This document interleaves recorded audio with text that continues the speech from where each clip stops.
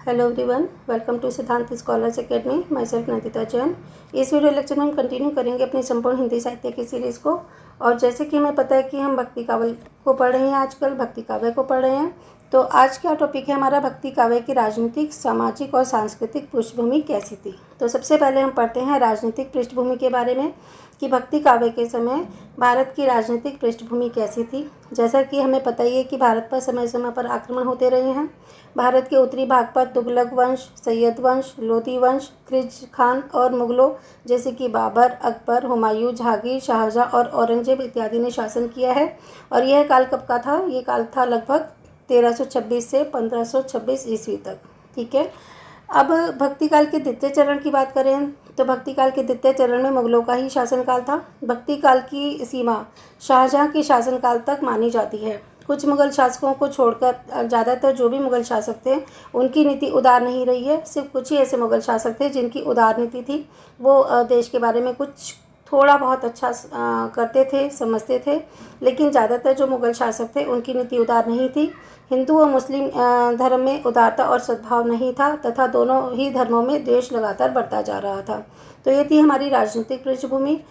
अब हम पढ़ते हैं सामाजिक पृष्ठभूमि कैसी थी भक्ति काव्य के समय में।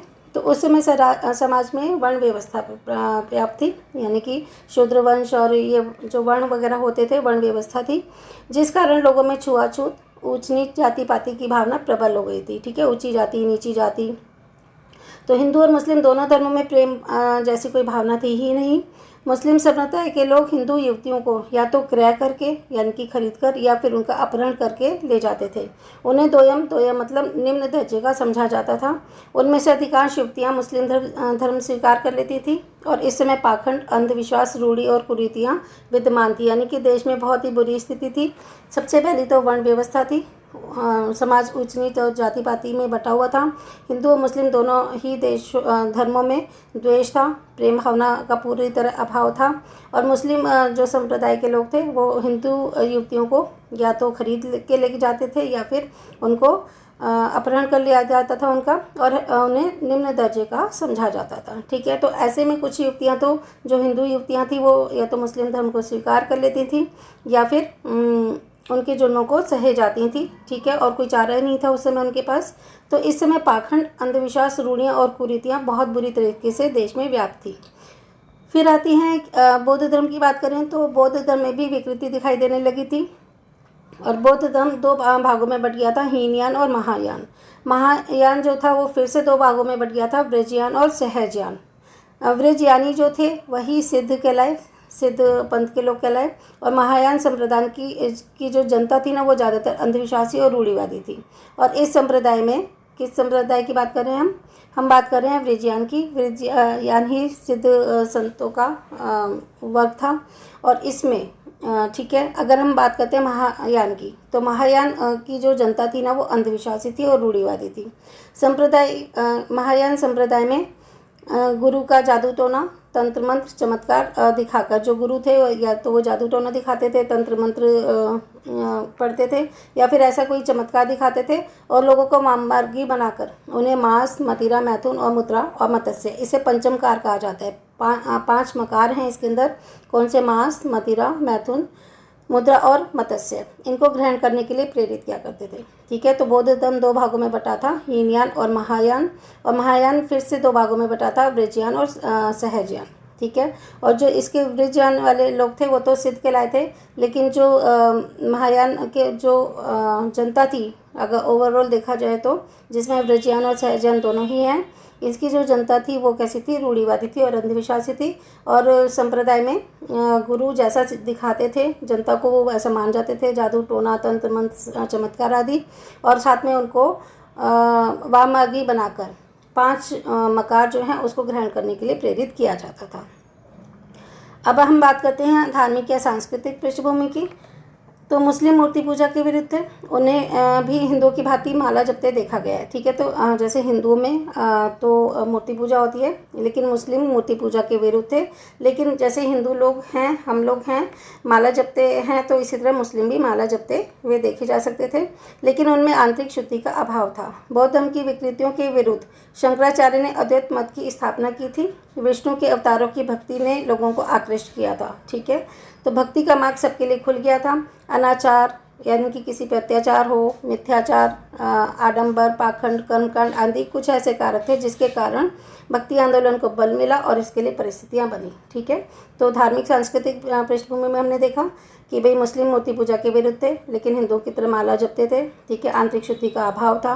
बौद्ध धर्म भी विकृतियों से भरा हुआ था, इसलिए शंकराचार्य ने अद्वैत मत की स्थापना की थी और विष्णु के अवतारों की भक्ति ने लोगों को आकृष्ट कर दिया था और भक्ति का मार्ग सबके लिए खुल गया था। क्योंकि हमने पिछली वीडियो में भी पढ़ा था कि जब चारों तरफ से निराशा हो जाती है ना, तो लोग भक्ति की तरफ मुड़ जाते हैं। तो अनाचार, मिथ्याचार, आडंबर, पाखंड, कर्मकांड कुछ ऐसे कारक थे जिसके कारण भक्ति आंदोलन को बल भी मिला और इसके लिए परिस्थितियाँ भी बनी। एक और टॉपिक है, वो पढ़ लेते हैं कि आलवर संत क्या कौन होते हैं और ये कितने हैं। तो अगर हम बात करते हैं आलवर संतों की, तो दक्षिण भारत के भक्तों की परंपरा जो कि थी 7वीं शताब्दी में, तो दक्षिण भारत में भक्तों की परंपरा 7वीं शताब्दी से चली आ रही है। आलवर वस्तुतः वैष्णव का ही तमिल नाम है। तो वैष्णव जो हैं, जो विष्णु की पूजा करते हैं, उनको तमिल में कहा जाता है आलवर संत। तो शैवों की तमिल में नयार कहा जाता है। तो जो विष्णु भगवान की पूजा करते हैं, ठीक है, वो उनको आलवर कहते हैं, और जो शैव की पूजा करते हैं, शिव की पूजा करते हैं, उन्हें तमिल में नयनार कहा जाता है। आलवर भक्तों ने आस्तिकता के प्रचार के लिए धार्मिक क्रांति भी की थी। इनका मुख्य उद्देश्य था भक्ति भाव को जगाना और आस्तिकता का प्रचार प्रसार करना। ठीक है, दो तरह के लोग होते हैं ना, आस्तिक और नास्तिक। आस्तिक होते हैं जिसकी भगवान में श्रद्धा होती है, और नास्तिक होते हैं जो भगवान को नहीं मानते। तो जो आलवर संत है ना, इनका उद्देश्य था कि भक्ति भाव को जागृत किया जाए और आस्तिकता का प्रचार प्रसार किया जाए। आलवारों ने वेद, उपनिषद और गीता के विचार ग्रहण करके तमिल भाषा में पद शैली में गीत लिखे थे। यहाँ से क्वेश्चन आ जाता है आलवर संतों का, बिल्कुल ध्यान रखिएगा कि अगर पूछा जाए कि आलवारों ने वेद, उपनिषद और गीता में विचार ग्रहण करके कौन सी भाषा में गीत लिखे, तो वह है तमिल भाषा में। और किस शैली में लिखे? पद शैली में लिखे थे। आलवारों की कुल संख्या कितनी है? 12 है। ये नेट JRF में क्वेश्चन आया हुआ है। और इनके नाम है पोरगी आलवार, बुक्तालवार, म्यालवार, तिरुमालिस आलवार, नन्मालवार, मधुर कवि आलवार, कुलशेखर आलवार, पेरियल आलवार, आंडाल, तांडर, डिप्पो डियालवार और तिरूर पाणो आलवार, तिरुम गया आलवार। तथा इनके पदों का जो संकलन है वो किस में किया गया है? दिव्य प्रबंधक नामक ग्रंथ में इनका संकलन किया गया है। ठीक है, तो आलवार संतों के नाम नहीं आते। एक तो ये पूछा जाता है कि आलवार संतों की संख्या कितनी थी, वो थी 12। ठीक है, और इनका जो संकलन है, पदों का संकलन किस में किया गया है, यहाँ से क्वेश्चन बनता है, वो किया गया दिव्य प्रबंधन में। और इनके पदों की संख्या कितनी है? वो है लगभग 4000। ठीक है, आई होप कि आपको इतना क्लियर हो गया होगा। अगली वीडियो में हम पढ़ेंगे भक्ति काव्य के प्रमुख संप्रदाय कौन से हैं और उनका वैचारिक आधार क्या है। तो हम बहुत डिटेल में हिंदी साहित्य को पढ़ रहे हैं, तो इससे आपके जो भी कॉम्पिटिटिव एग्ज़ाम्स हैं वो तो क्लियर होंगे ही, जिसमें ऑब्जेक्टिव टाइप के क्वेश्चन आते हैं, और साथ में ही आपका कोई सब्जेक्टिव पेपर है हिंदी का, तो वो भी क्लियर हो जाएगा। तो चलिए मिलते हैं नेक्स्ट वीडियो में। Thanks for watching.